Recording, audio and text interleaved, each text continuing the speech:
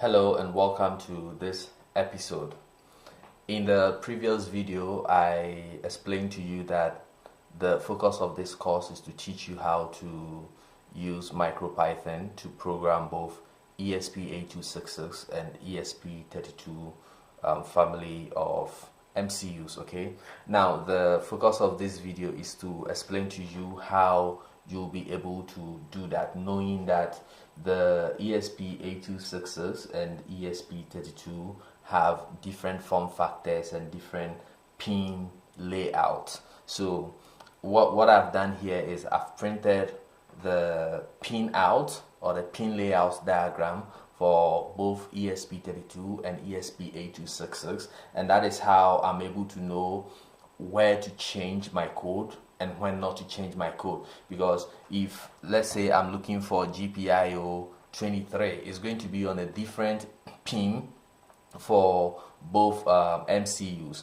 So for instance, on this particular ESP32, my GPIO 23 is here, and then on the ESP8266 is going to be somewhere else. So this is essentially what you need to know. You just need to print out the pin out for the specific board that you buy.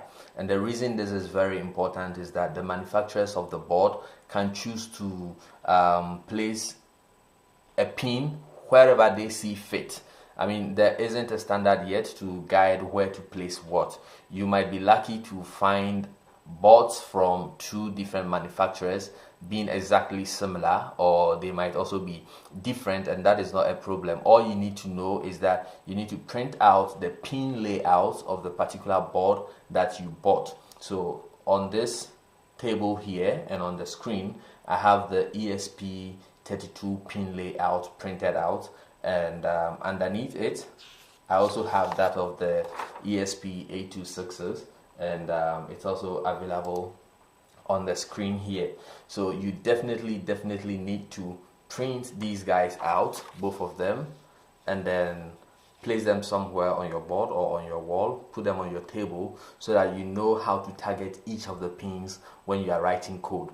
And one other thing I forgot to mention in the previous video, which I need to correct in this video, is that the ESP32 has two cores. So it is it has a 32-bit dual-core processor in this small package.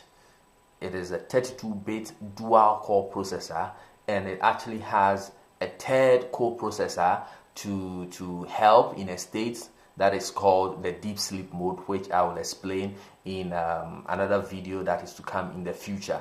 But I just want to draw attention to the fact that if you are going to buy an ESP for the first time, then I will advise that you go for the ESP32. You can't go wrong with that. It is meant to replace the ESP8266.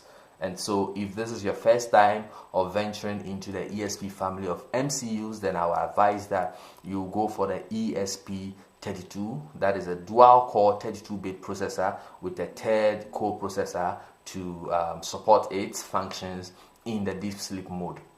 So once you have the pin layout available on your table, one other thing that you need to keep in mind is that not all the hardware functionalities on the ESP32 are available on the ESP8266. Of course, they are meant to, the ESP32 is meant to be a successor of the ESP8266. So the ESP32 comes with new support. For example, the Bluetooth that is available on the ESP32 is not available on the ESP8266. And if you read the data sheet, you will come across other forms of important differences between the two that you need to note.